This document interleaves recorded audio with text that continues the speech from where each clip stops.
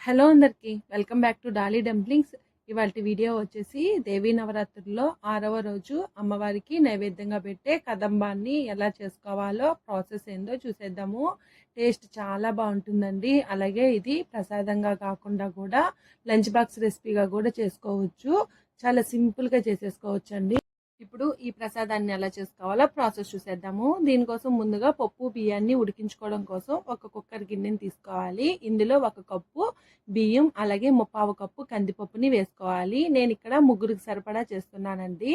ఇందులో వాటర్ని యాడ్ చేసుకొని ఈ పప్పు బియ్యాన్ని శుభ్రంగా వాష్ చేసుకొని వాటర్ని వంపేసి మనం తీసుకున్న బియ్యం పప్పుకి 5 కప్పుల వరకు వాటర్ని వేసుకోవాలి. మీరు ఏ కప్పుతో అయితే బియ్యం పప్పు తీసుకుంటారో ఆ కప్పుతోనే వాటర్ని తీసుకోవాలండి.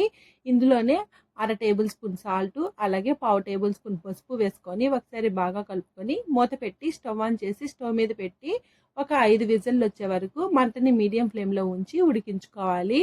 ఇప్పుడు ఈ పప్పు బియ్యం ఉడికేలోగా ఇందులో వేసుకోవడానికి వెజిటేబుల్స్ని కట్ చేసుకోవాలండి. నేనైతే ఇక్కడ ములక్కాడ మొక్కలు, కొన్ని బెండ మొక్కలు, అనపకాయ మొక్కలు, బంగాళదుంప మొక్కలు, బీన్స్, టమోటాని కట్ చేసి పెట్టుకున్నాను. ఇంకా ఇందులో మీకు నచ్చిన వెజిటేబుల్స్ అన్నిటినీ వేసుకోవచ్చండి.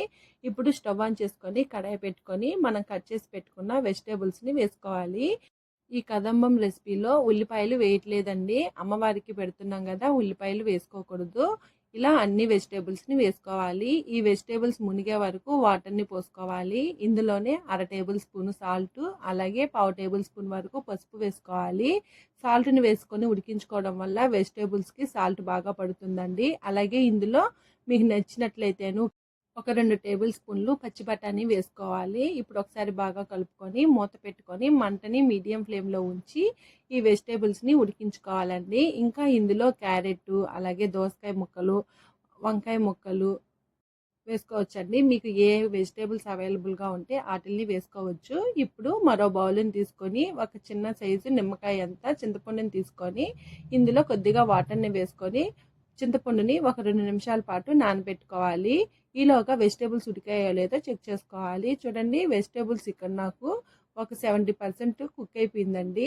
ఇందులో నాకు బంగాళదుంప సరిగా ఉడికినట్టు అనిపించలేదు. దానికోసమే ఒక 2 నిమిషాల పాటు మళ్ళీ మూత పెట్టుకొని ఉడికించుకున్నాను. ఇప్పుడు ఈ బంగాళదుంప ముక్కలు కూడా ఉడికేలోగా మనం ముందుగా నానబెట్టుకున్న చింతపండులో నుంచి చింతపండు పులుసుని తీసుకొని చింతపండు పిప్పిని వడగట్టి తీసుకోవాలి. ఇప్పుడు ఇందులో 1/2 టేబుల్ స్పూన్ కారం అలాగే 1.5 టేబుల్ స్పూన్ వరకు సాంబార్ పౌడర్ని యాడ్ చేసుకోవాలి. ఇందులో కారం పొడి అనేది ఆప్షనల్ అండి. మీకు నచ్చకపోతే మాత్రం స్పైస్ వద్దనుకుంటే సాంబార్ పౌడర్ని ఒకటే యాడ్ చేసుకోండి. ఇప్పుడు వీటిల్ని ఉండలేమీ లేకుండా బాగా కలుపుకోవాలి. చూడండి, ఈ విధంగా ఉండలేమీ లేకుండా కలుపుకొని పక్క పెట్టుకోవాలి. ఇప్పుడు మరోసారి మూత తీసుకొని వెజిటేబుల్స్ ఉడికాయో లేదో చెక్ చేసుకోవాలి. ఇక్కడైతే నాకు వెజిటేబుల్స్ ఉడికిపోయాయండి. ఇప్పుడు ఇందులో మనం ముందుగా కలిపి ఉంచుకున్న చింతపండు మిశ్రమాన్ని వేసుకోవాలి. ఇప్పుడు ఒకసారి బాగా కలుపుకొని మూత పెట్టుకొని మంటని మీడియం ఫ్లేమ్లో ఉంచి ఒక 2-3 నిమిషాలు ఉడికించుకోవాలి. ఇలా ఉడికించుకోవడం వల్ల వెజిటేబుల్స్కి ఈ పులుసు పట్టి మనం తినేటప్పుడు చప్పగా లేకుండా టేస్టీగా ఉంటుందండి వెజిటేబుల్స్. ఇప్పుడు మూత తీసుకొని ఒకసారి మళ్ళీ బాగా కలుపుకోవాలి. ఇలా కలుపుకున్న తర్వాత ఇప్పుడు ఇందులో 1 టేబుల్ స్పూన్ వరకు తురుముకున్న బెల్లం పౌడర్ని యాడ్ చేసుకోవాలి. ఈ బెల్లం పొడిని వేయడం వల్ల ఈ కదంబం అనేది మంచి టేస్టీగా ఉంటుందండి. మీకు నచ్చకపోతే స్కిప్ చేసేయండి, వేస్తే మాత్రం టేస్ట్ బాగుంటుంది. ఇలా బాగా కలుపుకొని మనం ముందుగా ఉడికించి పెట్టుకున్న పప్పు బియ్యాన్ని ఒకసారి బాగా మిక్స్ చేసుకోవాలి. మరీ ఎక్కువ కలిపేసుకోవద్దండి. ఇది కాస్త అన్నంలాగా ఉంటేనే బాగుంటుంది, మరీ ముద్దగా ఉంటే బాగోదండి. చూడండి, నేను ఇక్కడ వీడియో క్లిప్లో చూపించే విధంగా గెంటితోనే ఒక 2-3 సార్లు కలిపితే సరిపోతుంది. ఇలా కలుపుకున్న తర్వాత ఈ అన్నాన్ని మనం ముందుగా వెజిటేబుల్స్ ఉడికించి పెట్టుకున్నాం కదండి, అందులో వేసుకోవాలి. ఇలా ఈ పప్పు బియ్యం మిశ్రమాన్ని వేసుకున్న తర్వాత నేను ఇక్కడ వీడియో క్లిప్లో చూపించే విధంగా ఈ పప్పు బియ్యం ఈ పులుసులో అంతా కలిసేలాగా బాగా కలుపుకోవాలి. అలాగే ఎలా పడితే అలా కలిపేయొద్దండి. మనం పప్పు బియ్యాన్ని ఉడికించుకున్నాం కదా, మరీ మెత్తగా మ్యాష్ అయిపోతుంది. మరీ మెత్తగా మ్యాష్ అయిపోతే అంత బాగోదండి. ఇప్పుడు ఇందులో సాల్ట్ని మరో 1/2 టేబుల్ స్పూన్ వరకు వేసుకొని ఒకసారి బాగా కలుపుకోవాలి. చూడండి, కన్సిస్టెన్సీ అనేది ఈ విధంగా ఉండాలి. మరీ చిక్కగా ఉన్నా టేస్ట్ బాగోదండి, అలాగే పలచగా ఉన్నా కానీ టేస్ట్ బాగోదు. చూడండి ఇలా ఉండాలి.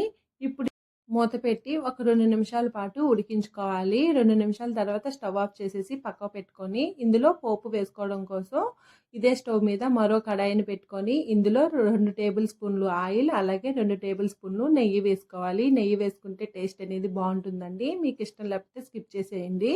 ఇప్పుడు ఇందులో అర టేబుల్ స్పూన్ జీలకర్ర 2 లేదా 3 ఎండుమిరపకాయలని వేసుకోవాలి. అలాగే 2 రెమ్మల కరివేపాకు వేసుకొని కాస్త చిటపటలాడిన తర్వాత ఈ పోపుని మనం ముందుగా ఉడికించి పెట్టుకున్న అన్నంలో వేసుకోవాలండి.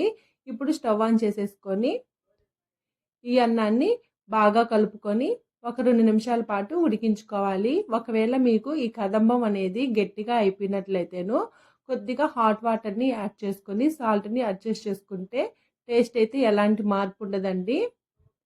ఇలా బాగా కలుపుకోవాలి. ఇప్పుడు ఇందులో సన్నగా కట్ చేసుకున్న కొత్తిమీరని కూడా స్ప్రింకిల్ చేసుకొని ఒకసారి బాగా మిక్స్ చేసుకొని స్టవ్ ఆఫ్ చేసేసుకోవడమేనండి. అంతేనండి. ఈ రెసిపీని ఫస్ట్ టైం ట్రై చేసినా కానీ చాలా బాగా వస్తుందండి. అలాగే చాలా హెల్దీ రెసిపీ కూడా లంచ్ బాక్స్కి కూడా చాలా క్విక్గా చేసేసుకోవచ్చు. చూశారు కదా, అమ్మవారికి 6వ రోజు నైవేద్యంగా పెట్టే కదంబాన్ని ఎలా చేసుకోవాలో ప్రాసెస్ ఏందో. ఈ వీడియో మీకు నచ్చితే లైక్ చేయండి, షేర్ చేయండి, కామెంట్ చేయండి. అలాగే మరిన్ని రెసిపీస్ కోసం మన ఛానల్ని సబ్స్క్రైబ్ చేసుకొని నోటిఫికేషన్ సింబల్ని ఆన్ చేయండి. ఈ రెసిపీ మీరు ట్రై చేస్తే మీకు ఎలా కుదిరిందో కామెంట్ చేసేయండి. Thank you for watching.